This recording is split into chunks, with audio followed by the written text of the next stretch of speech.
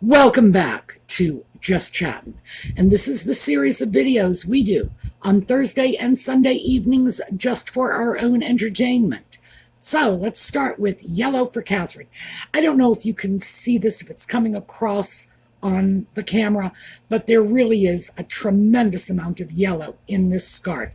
So don't let the reds and oranges mislead you. Yellow for Catherine. For all of you Audie fans, he is not with me at the moment. He's outside terrorizing the neighborhood, I'm sure. But I do have something for you. I snapped a couple of pictures last night. So he went out. It was after dark, so he had to wear a flasher on his collar. And that's that little blue light you can see. He knows the rules. He knows he's not getting out without the flasher, so he's okay about me clipping it on his collar. And when he decided he was no longer interested in trash sitting, because that's what he does, hops up on the trash toters and just sits there looking forlorn, trying to embarrass me in front of the neighbors. So he screams for me to come and get him. And that picture on the left was a rare opportunity to catch him mid-scream. So yes, he really does yell at me all the time, and now you have proof. So he wanted me to go out, pick him up, and carry him in the house, which he likes, and it makes him feel special. So I go out, and the picture on the right is what happened when I got up close to him. He simply turned his back and decided he was going to ignore me. So yes, this is the story of my relationship with the cat, screaming at me and ignoring me. By the way, I did pick him up and carry him inside, and, just because he was ignoring me didn't mean I was going to ignore him. So he was fine, he was happy, he got what he wanted, but here you go, there's your Audie moment. All right, when we come back, we are going to have to get started like right away, because there is a lot of stuff I am hoping to cover this evening. So, in a minute.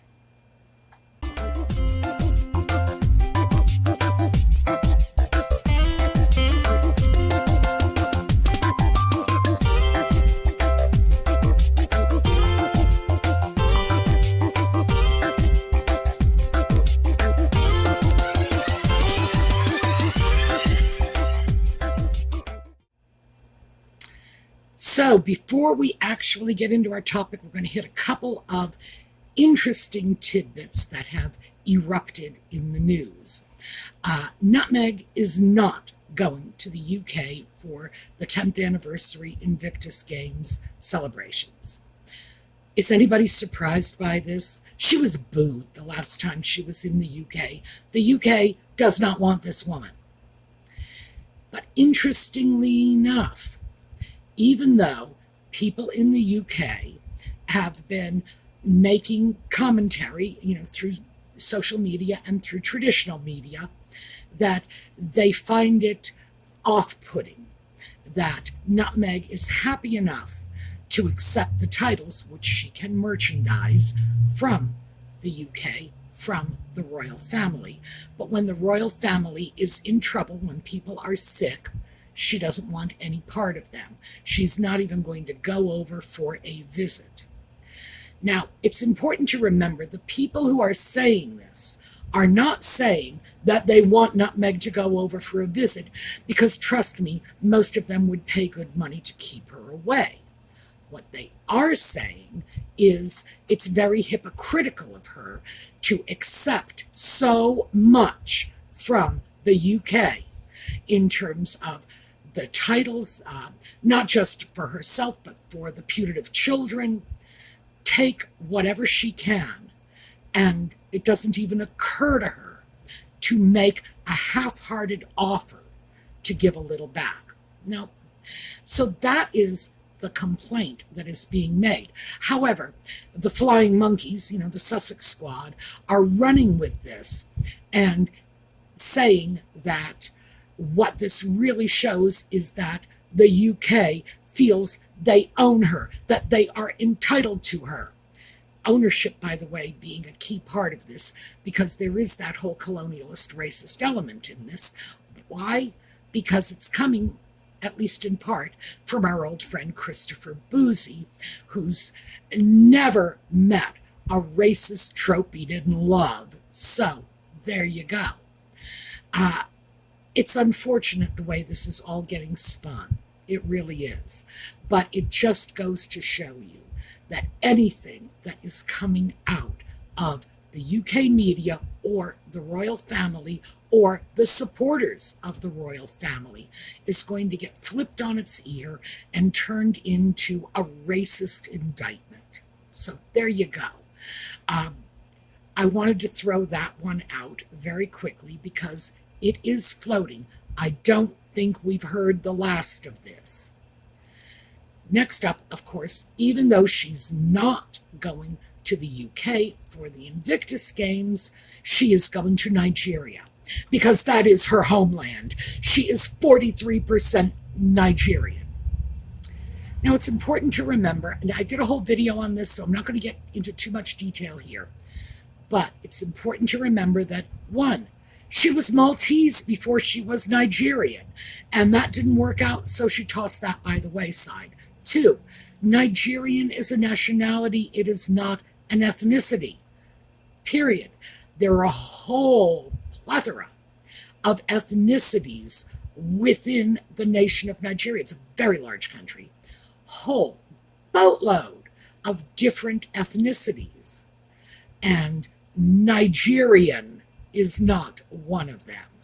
So we got to look at that to begin with, but also Nutmeg has never offered a lick of substantiation for this claim, not even one of those mail order test your DNA for $9.99, kits to say, look, it shows me to be Nigerian. Nope, she just made this up. I'm 43% Nigerian. What?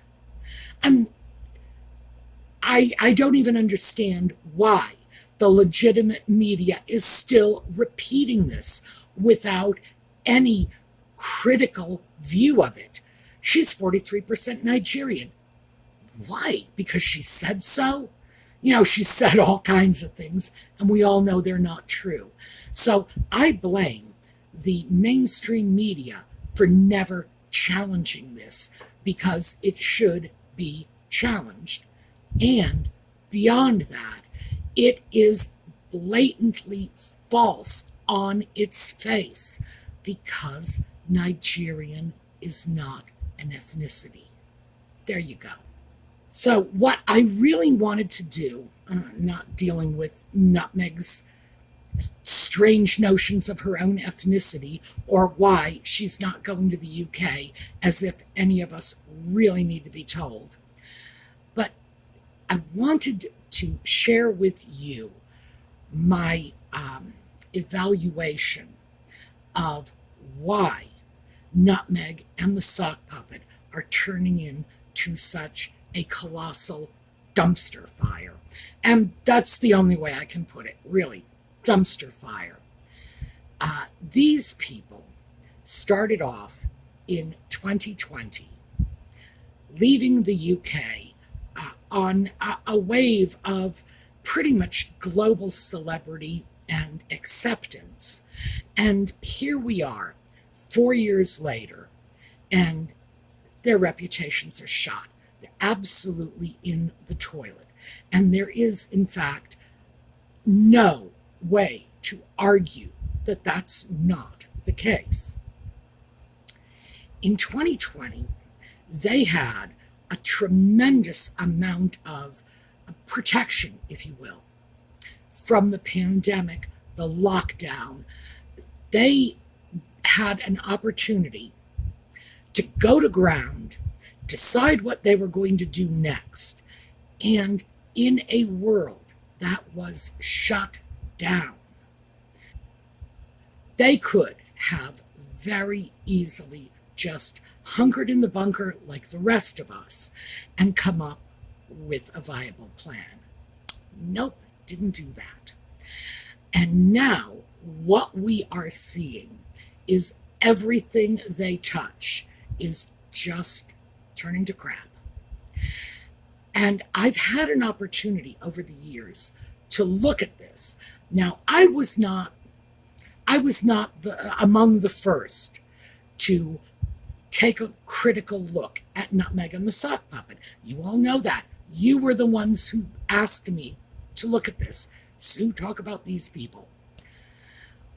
But I have had a chance to go over a tremendous amount of material and to analyze that material. And what I'm looking at in terms of what's going on right now is a lack of identity. And I've alluded to this before when I've said they're just casting about, like Honey Boo Boo throwing the spaghetti at the wall to see what sticks. They have no identity. Nobody knows who they are or what they're good at. And this is why the sock puppet is attempting to murch the daylights out of his status as a war veteran. And it's a dubious status at best, because he was not in front lines. He was not in a position of danger. I'm not blaming the royal family for that. Of course, they want to protect their nitwit prince. This is what they've done forever. They end up with nitwit princes. They farm them off into the military, give them a pretty uniform because they're nitwit princes and that's what they like, and just hope for the best. But we are not talking about a long history of people coming from this family with great war records. But having said that, I will say that Philip acquitted himself honorably in the war, and the late Queen, who did not have to serve as a woman, she was completely exempt from this. And even if she did serve, she could have been serving coffee and donuts at USO centers. Nope. She signed up and became a Jeep mechanic. So good for her. Other people have been in combat. Andrew was in combat. William was flying search and rescue helicopters. So the idea that somehow the sock puppets' duties, simply because they were in a war zone, were any greater than anyone else's duties within the context of the royal family, no. And the royal family does, of course, have to protect their people because they are high profile, and they would be good kidnap targets. They would be good public relations coups, to capture or kill them. Yes, they probably do have a target on their back, more so than others. But the sock puppet is absolutely not a war hero. And the idea that he is just something that exists in the space between his own ears. But that is what he is selling. And the fact is, let me just very quickly, we know what a war hero is. Audie Murphy is America's war hero. We love Audie Murphy. I got a cat named Audie. Princess Adamula, that's what it is, Adamula of Nigeria, went to the UK and worked as a nurse in the Second World War. So, yeah, war hero, okay. A princess who didn't have to be emptying bedpans, but she did it. And, of course, this last fellow is Henry Francis Trattoria. All right, I'll look that up, and if I'm wrong, I'll make a notation. Because, I was going to throw an Anzac in here. There are war heroes out there. There are people who serve and do not feel the need to merchandise their service, to sell it to the highest bidder, to wear their medals every time they show up anywhere. Come on. This is a little much, but this is the sock puppet's only claim to fame now that he's broken away from the British royal family. And it's starting to get old and it's starting to offend people. Because here in the US, and I should probably point out the fact that I don't know what the British rules are for wearing your medals in public, but here in the US we have 5 separate branches of military service, and each one of them has their own rules for how you wear your decorations after you have honorably retired. You have to honorably retired from military service. And the way the sock puppet is doing it is probably not consistent with any of the regulations we have here in the US. This is the sort of thing that is supposed to be reserved for military occasions, not whatever he's doing with it. And it's not supposed to be used commercially. That's key, because he certainly is doing this commercially. Anybody who thinks he is not being compensated for his quasi-military appearances, oh, you would be wrong, because either there is the direct compensation of getting a check in the mail, or there is the indirect compensation of getting his picture on the front pages. So, yeah, he is using those awards for material gain, one way or the other. And I think that is the part that is so irritating to Americans when he shows up wearing medals that in fact really don't mean anything. These are not medals for distinguished services. These are medals for showing up at Granny's birthday. So sure, that is starting to blow up on him. And I'm glad that it is, because the abuse of military service for civilian pay later, it's like, hi, I was a war hero, write me a check, especially when you're not a war hero. I get why people find that offensive. I find it offensive. But it's the only brand he's got. And it's failing miserably. It is going to backfire on him. So naturally, he is going to lunge for the Invictus Games, because there's his connection. Yeah, the royal family set this charity up for him. He shared it with his brother, and now it's his and his alone. It's like he took that with him when he left, and it has a connection to his military past, which is the only noteworthy thing this man has ever done in his entire life. So he's going to cling to that, like a life raft fleeing the Titanic. We can expect more of this, too. And now, Nutmeg's latest endeavor. Oh gosh, I have to throw this in there.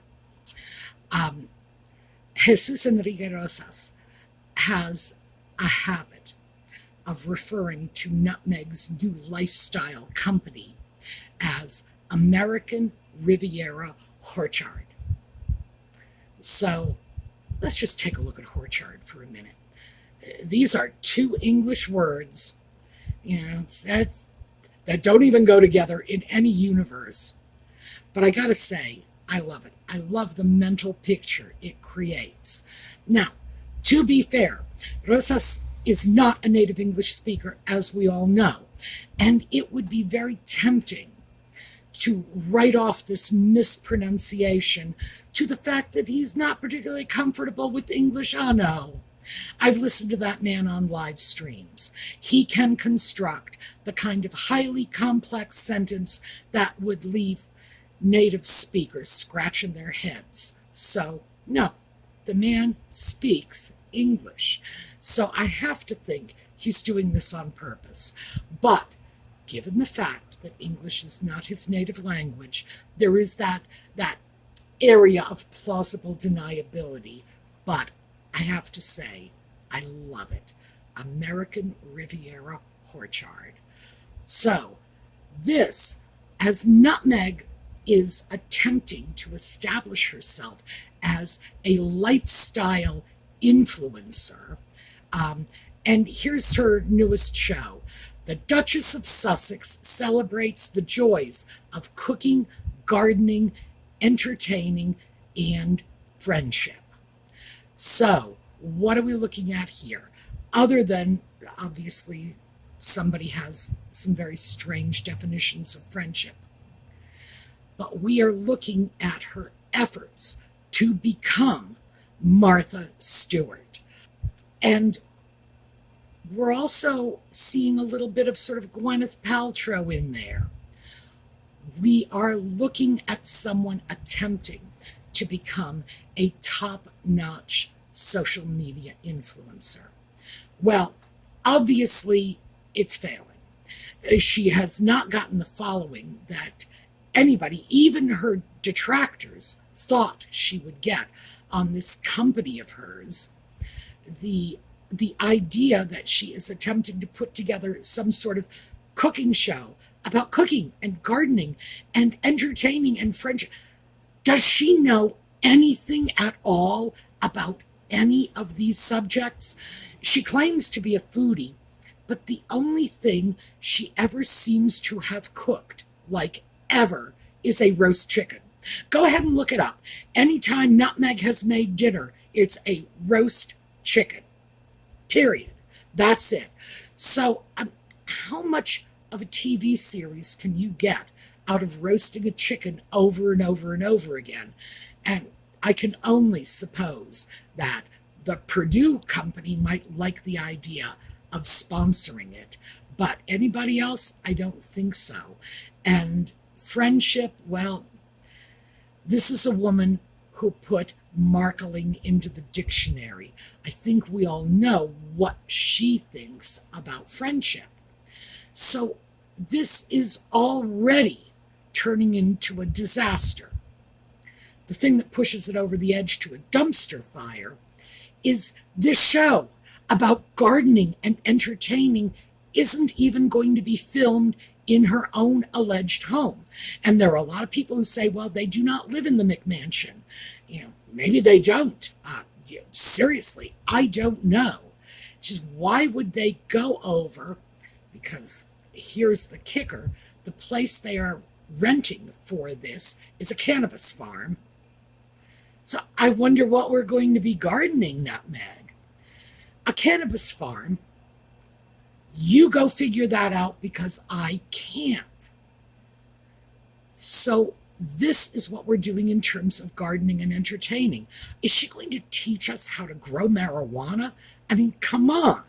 This is just like crazy. If I had told you this 6 months ago, you would have laughed in my face and said, Sue, you're making this stuff up. I wish. She has nothing to offer anyone in terms of cooking, gardening, entertaining, friendship. What? This woman has made a roast chicken. We know that. Roast chicken. This woman, if she gardens, which I don't believe for an instant, certainly is no better at it than you or me or, Jane across the street. Jane grows rhubarb. What? What qualifications does she have for any of this? Entertaining? Has anybody ever heard of a big party Nutmeg has thrown? Ever. Like ever. And we're going back to when she was in Canada on the set of Suits. In the UK, in the royal family, did she host dinners? Last 4 years in California. This is a woman who makes sure the paparazzi are out documenting her walks through parking lots. You gotta know, if she had a big party, the press would have been there. And friendship, like I say, she's got her own word in the Urban Dictionary because she has such a reputation for dumping family and friends. This is just beyond craziness. But even as a social media influencer, and presumably this is what she wants to be a social media influencer, she doesn't have anything to offer. Here are three of the top social media influencers, and I have to say the top female social media influencers, because half of the list, if you get a list of top 10 social media influencers, half of them are men. So we're just looking at three women who consistently make the top 10 list. And we've got Kylie Jenner, Taylor Swift, Selena Gomez. Hey, fantastic. These are all people that, well, I've heard of them, even though Kylie Jenner is something like 45 years younger than I am. I think that's about what it is, somewhere in there. And I know who she is. These are people who have a great deal of celebrity, and they had the celebrity prior to becoming social media influencers. Their celebrity led them to their positions of influence. Kylie Jenner was from Keeping Up with the Kardashians, which she started when she was very young, and really, I don't know what, if anything, she is famous for besides being a Kardashian, but be that as it may, she is very young, has a very large cosmetics empire, and is worth a great deal of money. So I guess you don't need to have skills outside of social media marketing to be successful at this, and good for her. Taylor Swift has a stack of gold records, and of course people follow her for her music, but also she's branched out into cosmetics. I have some Taylor Swift perfume, and by the way, I like it very much. I got it on a lark when I saw it. It's like, Taylor Swift, okay, I'll try it, and it's actually very good. So yes, I like that, and I will be buying it again. Selena Gomez is a very accomplished actress, and at this point, although I have to say it's unfortunate that the reason behind this is health issues of her own. At this point, she is becoming a body positive role model for young people. Fan-freaking-tastic. Thank you, Selena. It's about time somebody stepped forward to fill that role, to show young people that beautiful comes in all sizes and shapes and colors. So, great. But these are all people who have a following, who have fans, who consider themselves friends, because these are charismatic people. They appeal to broad ranges of the population, mostly young and female, to be frank. But I look at them and think fondly of them, and I am certainly not young. I look at them and think they're successful. I'm happy for them. Aren't they cute little girls? Well, Nutmeg's not a little girl. She's in her 40s, and she has the kind of celebrity that Kylie Jenner had, famous for being famous, but nothing more than that to back it up.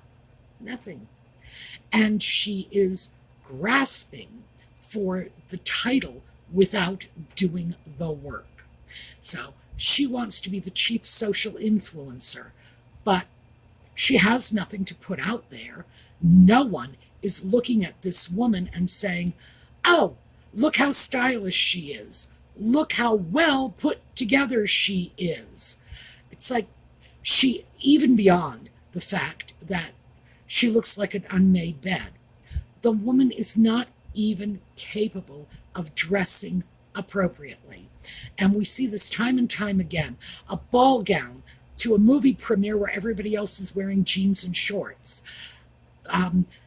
High-heeled shoes to a garden wedding, walking on grass. Or high-heeled shoes to a polo match, again, walking on grass. She is just failing at every attempt. One of my favorites is even with the royal family, when she had access to stylists, dressers, to palace staff who could have consulted about what is and is not appropriate. She still couldn't even manage to show up at an event, and I believe this was Tripping of the Color, I'm not sure, but appropriately dressed, standing next to the Queen in a cocktail dress for a non-cocktail event. This is not someone who is an icon of style.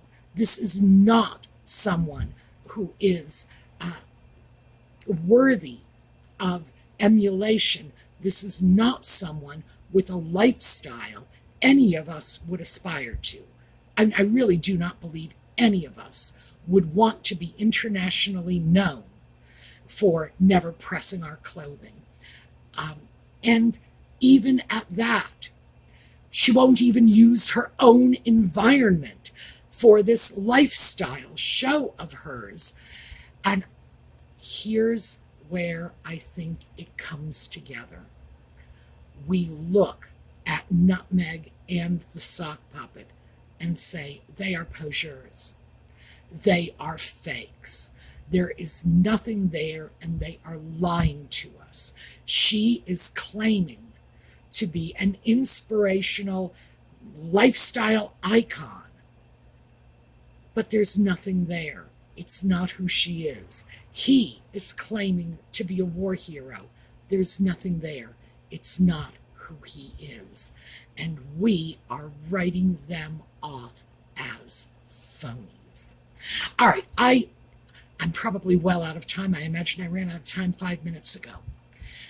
So we're going to wrap this up. In the comments, here's what I would like from you, because gosh, I love your comments. You all do such a great job. What do you think the problem is? Just give me a few words.